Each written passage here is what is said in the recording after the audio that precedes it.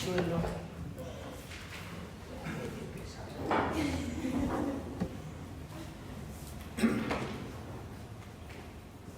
Bien, como manejamos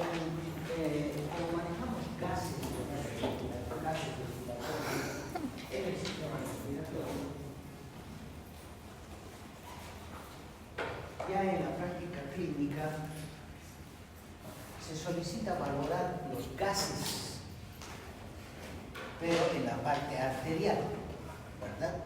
No podemos valorar en los gases en el sistema respiratorio como tal, pero sí esos gases se van a difundir a nivel de la sangre, ¿verdad? De la sangre arterializada, que esa es la que lleva todos los gases. Y la parte venosa ya desde el torno elimina los gases, ¿verdad?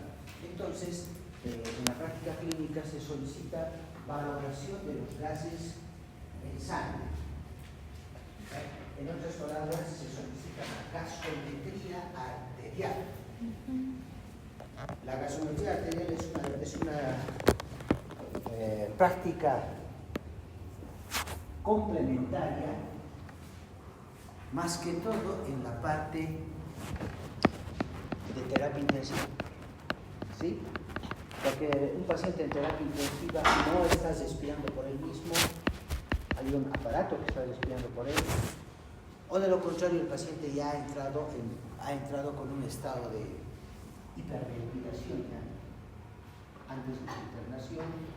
Entonces estos gases que nosotros normalmente asimilamos, los gases que sacamos del organismo, se pueden medir, ¿verdad? Entonces ahí está la gasometría arterial.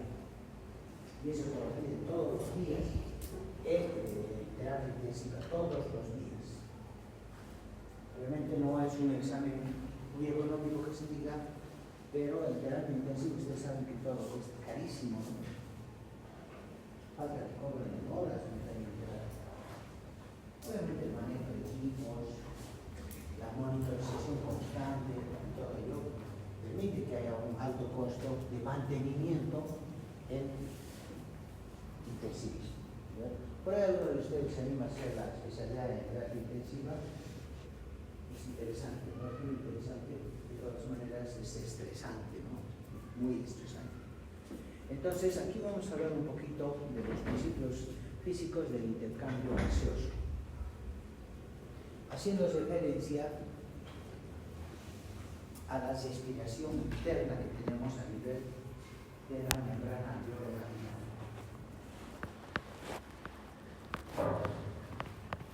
Entonces, al hablar de ventilación, solamente nosotros nos referimos al ingreso de aire, más nada. ¿Ves? Entonces, una vez que los alveolos reciben la sangre, con ese aire que ya se ha preparado en los fosas nasales, un aire filtrado, un aire humedecido, un aire atemperado, ¿qué paso viene después? Una vez que ingresa el aire, pues viene la difusión de ese oxígeno. Ese oxígeno tiene que difundirse a otras estructuras para que puedan ser captadas. Entonces, desde los alveolos hacia la sangre pulmonar, o sea, ahí se va a oxigenar. Y después a la sangre arterializada a través de la bomba cardíaca. Ese proceso de difusión del oxígeno desde afuera hacia los alveolos y al sistema arterial, pues se va a denominar hematosis. En otras palabras, proceso de intercambio gaseoso alveolar. ¿Por qué dice capilar más acá? Porque la membrana alveolo-capilar es donde realmente se da la respiración, la microrespiración, el intercambio como tal. Gaseoso, bueno, son gases que están disueltos en la sangre.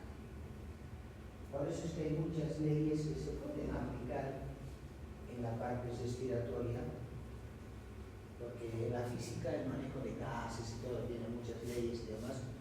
Nosotros podemos ayudar a esas leyes para poder entender cómo es ese intercambio. Porque no hay una bomba que intercambie, ¿verdad? Ahí No es como el corazón que impulsa, recibe, impulsa.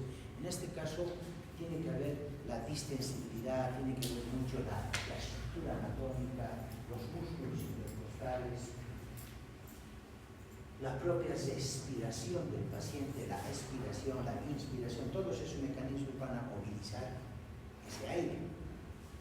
Pero a nivel de la membrana pleurocapilar tiene que haber esta física de gases que hagan que haya diferentes presiones a ese nivel y se puedan difundir fácilmente estos gases.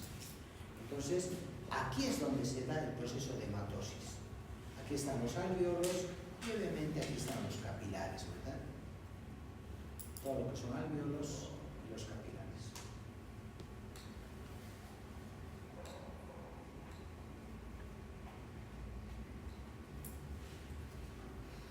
Siempre repetimos esta parte, ¿no? En esta enfermedad viral que hemos pasado, estos alvéolos han sido afectados. Estos alvéolos se han consolidado, ya no había ese intercambio entre el alvéolo y el capilar. Por más que el paciente respiraba, por más que el paciente introducía aire, no había este intercambio. Entonces, el paciente entraba en un distrés respiratorio, el paciente se estresaba totalmente y empezaba las consecuencias de la mala perfusión tisular. La disnea obviamente estaba instaurada ahí, pero la cianosis es lo que nos lleva a nosotros a ver que un paciente no está perfumando bien, no está respirando bien. Y no es que no está metiendo aire por su nariz, sino que a este nivel es el problema. Entonces, por eso es que el oxígeno a presión, de alguna manera, fuerza esta parte para que se difundan los gases, pero el oxígeno a presión. En la parte del COVID, por ejemplo, el paciente estaba en estrés respiratorio, ¿qué quiere decir eso? Empezaba a hacer esto, ¿verdad? Hiperventilación. Y la hiperventilación que trae consigo la exagerada eliminación del dióxido de carbono. Y eso te lleva a otra situación metabólica. Alcalosis metabólica, respiratoria, acidosis respiratoria. Esa parte lo van a ver muy bonito en la parte de fisiopatología respiratoria, ¿no? En la fisiopatología respiratoria. Entonces, los gases se manejan por presiones y esas presiones están generadas por partículas, obviamente. Esas partículas se van chocando y eso genera el movimiento cinético, como dice, movimiento de las partículas, obviamente dentro de una superficie. Entonces, estos gases que actúan sobre la superficie de las vías aéreas, los alvéolos y todo ello, se suman, o sea, son fuerzas que van a impactar contra esas superficies en un momento dado. ¿Y cuál es ese momento? El proceso de la inspiración. En fisiología respiratoria manejamos muestras de gases, mezclas de esos gases, principalmente estos son los gases importantes: el oxígeno, el nitrógeno y el dióxido de carbono, ¿verdad? Entonces, cada uno de estos gases tiene una velocidad de difusión que es directamente proporcional a la presión que ejerce ese gas en su momento. ¿Ya? Pues un poquito de física básica para entender un poquito cómo es la mecánica respiratoria. Más nada, a nosotros no nos interesa mucho esta parte porque al final nosotros vamos a ver la consecuencia de la falta de la hematosis y todo ello, pero es bueno mencionar algunas cosas, ¿verdad? Entonces, todo esto que estamos hablando son las presiones parciales de esos gases que se van a movilizar en nuestro sistema respiratorio. ¿Cuáles son esos gases? Principalmente el oxígeno, el nitrógeno, el dióxido de carbono. Entonces, hay leyes que te pueden explicar eso, y si ustedes tienen un poquito de curiosidad, pueden revisar estas leyes, por ejemplo, la ley de Boyle y Mariotte, la ley de Gay-Lussac, ley de Charles. Esas leyes tratan de explicar ese proceso, esas presiones de esos gases que generan el movimiento de estos mismos gases para que puedan circular en el sistema respiratorio. Si no hubiera este tipo de situaciones, ¿quién mandaría, quién manejaría las presiones para que estos gases se movilicen. Entonces, el organismo, como ocurre en las patologías, cuando hay alteración de las vías aéreas o hay patologías que obstruyen o restringen esta circulación de los gases, por eso es que se instalan las patologías respiratorias y las consecuencias que vienen después por la inadecuado manejo de estos gases. Fíjense que nos salga el dióxido de carbono, ¿qué va a pasar en nuestro organismo? Es como cuando no entra el oxígeno, ¿verdad? No entra el oxígeno, mala perfusión tisular, cianosis distal, todo ello. Y cuando el dióxido de carbono no sale del organismo, entonces estos gases tienen que salir, porque son tóxicos para el organismo.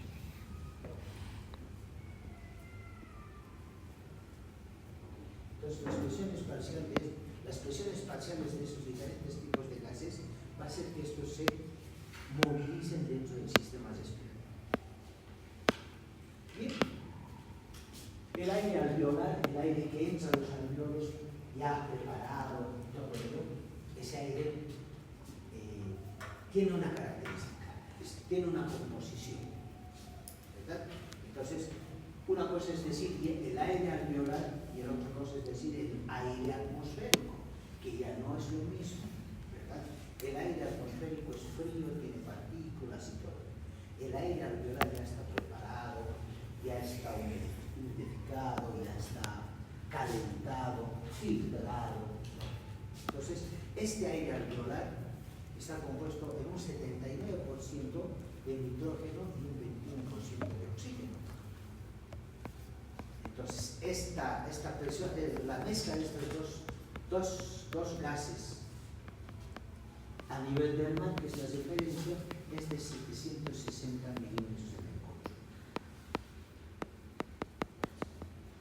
Eso es lo que nosotros decimos presión atmosférica, ¿verdad?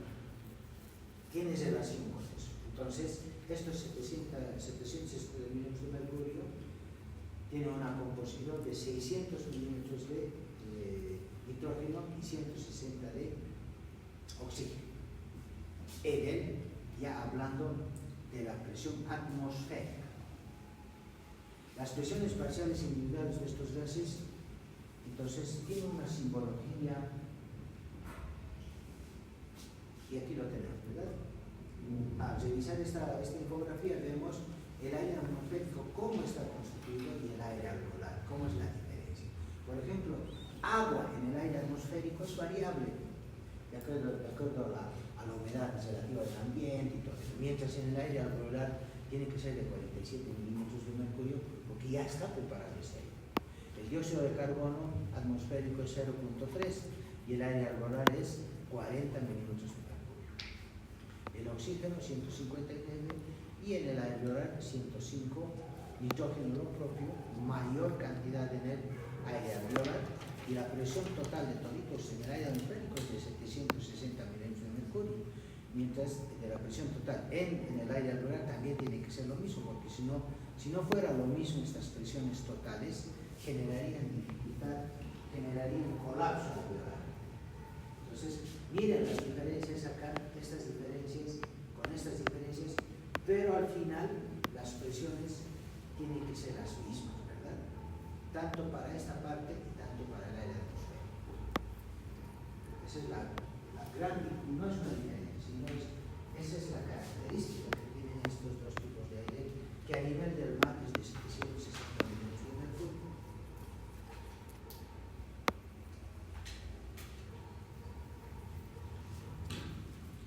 Ahí está. Entonces el aire alveolar, que está preparado, que ha cumplido su función de pasar el oxígeno a la membrana alveolo-capilar, pues en algún momento tiene que ser sustituido, ¿verdad? Tiene que ser sustituido por el aire atmosférico en cada respiración. O sea, entra aire, se prepara ese aire, se queda en el alveolo y luego vuelve a salir. Entonces, el oxígeno se absorbe constantemente hacia la sangre pulmonar desde ese aire alveolar pulmonar. Para eso se prepara ese gas en los alveolos. El dióxido de carbono, por ejemplo, está difundiéndose constantemente desde la sangre pulmonar hacia los alveolos. ¿Por qué? Porque tenemos que eliminar ese dióxido de carbono. Ahora, el aire seco que entra en las vías aéreas es entonces tiene que ser preparado. Entonces no se olvide, confusión del aire atmosférico, nitrógeno, oxígeno. Cuando entra a las vías respiratorias se modifica totalmente, entonces ahí la presión parcial de vapor de agua a una temperatura de 37 grados sería de 47 mililitros por mercurio. Presión parcial de vapor de agua, que es una característica del aire alveolar. Aquí tenemos otra infografía también que nos muestra también el nitrógeno, el oxígeno, el dióxido de carbono y el agua en los dos compartimentos, tanto el atmosférico como el alveolar. Por eso es que les decía ayer que el oxígeno que nosotros administramos a un paciente, el oxígeno embotellado, el oxígeno sanitario, también lo hay que preparar. También lo hay que preparar, porque si no puede generar algún tipo de consecuencias en ese paciente. Por eso es que tenemos que, lo principal, hay que humedecer ese aire que va a ingresar, ¿sí? Y tiene que entrar a una determinada presión, o podemos meter a chorros de oxígeno, ¿no?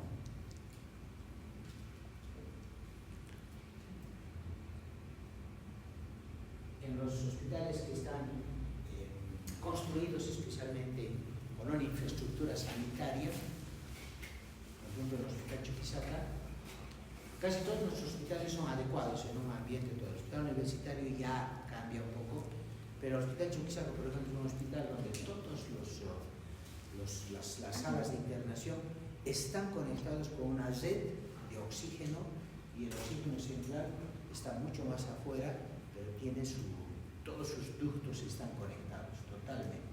O sea, vos ves en la pared, tienen todo lo necesario, ese aire está muy bien preparado. ¿Para qué? Para poder darle a ese paciente oxígeno cuando se quiera, pero en internación. O sea, ¿no hay tubos? Ya no hay tubos. Ya no hay tubos que se vean, no hay esos cilindros, nada, todos son ductos, digamos. Y la fábrica de oxígeno está más allá, y ya tiene su propia fábrica de oxígeno, ¿verdad? Entonces esos tubos, los tubos pequeñitos, ya son, digamos, de manejo de ambulancia y cosas así, pero ahí hasta toda una red de conexiones muy interesante. Y así debería ser, ¿no? Un hospital de tercer nivel, de alta complejidad y de referencia. Por eso decimos, es un hospital de referencia, porque ese hospital tiene la capacidad de absorber pacientes tanto de la ciudad como de otros distritos. Y tienen todo lo necesario.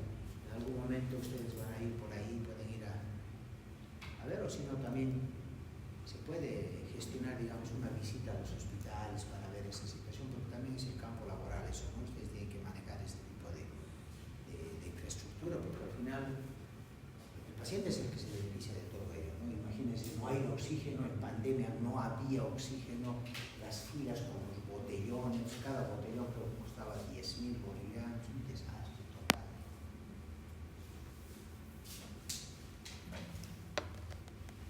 Aquí tenemos algunas presiones, ¿verdad?, en milímetros de mercurio o en porcentajes.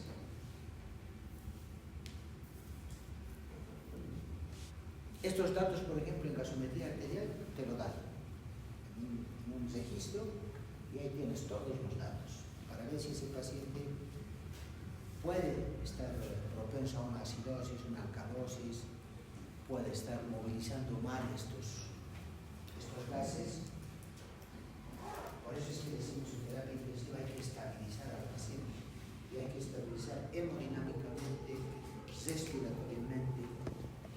Una vez que se estabiliza, pues entonces el paciente puede pasar a otro tipo de estado. Lo importante es estabilizar al paciente en cuanto al manejo de estos gases, en este caso.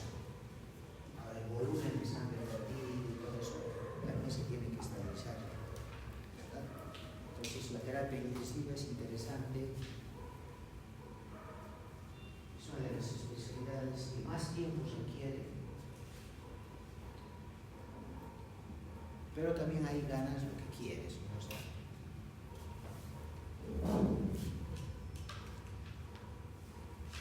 bueno, ¿cuál es la rapidez con que el aire es renovado?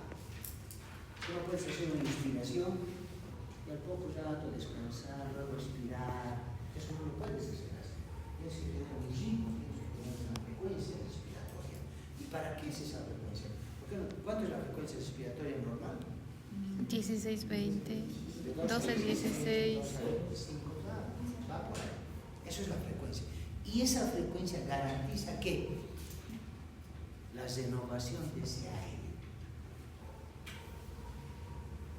Porque si no, nos estaremos expirando más veces por minuto o menos veces por minuto. Entonces, si se recuerdan de las capacidades pulmonares, la capacidad residual funcional de los pulmones es de 2.300 ml, ¿verdad?, de aire. Solo 350 ml de esta cantidad entran en los alveolos en cada respiración, una pequeña cantidad. Entonces, ese volumen de aire alveolar es renovado por aire atmosférico en cada respiración en una relación de 1:7, o sea, 1 en 7 partes, podemos decir, en esa relación. O sea, de estos 2.300, solamente 350 ml se va a renovar. Entonces, para eso, ¿qué necesitamos? Más respiraciones, ¿verdad? Y ahí está la frecuencia respiratoria, para tener para intercambiar mejor la mayor parte del aire alveolar, porque ese aire alveolar en un momento ya no nos es útil, hay que renovarlo. Ahí están las 12 a 16 respiraciones que una persona tiene que tener para garantizar este proceso. Entonces, la renovación de ese aire alveolar no es rápida, tiene que ser lenta y tiene que garantizar que ese aire atmosférico se prepare y llegue en las condiciones adecuadas al alveolo. Por ejemplo, en esta imagen, fíjense, la capacidad residual funcional partimos de 2.300. En cada respiración, solo esta cantidad entra al alveolo, ¿verdad? Entonces, si nosotros inspiramos, la primera inspiración se moviliza así, la segunda, tercera, cuarta, quinta, 15ª y la 16ª, recién hay un buen intercambio alveolar. Imagínense, con 2 respiraciones se saturaría de esta manera. Para eso necesitamos por lo menos 16, o sea, de 12 a 16 respiraciones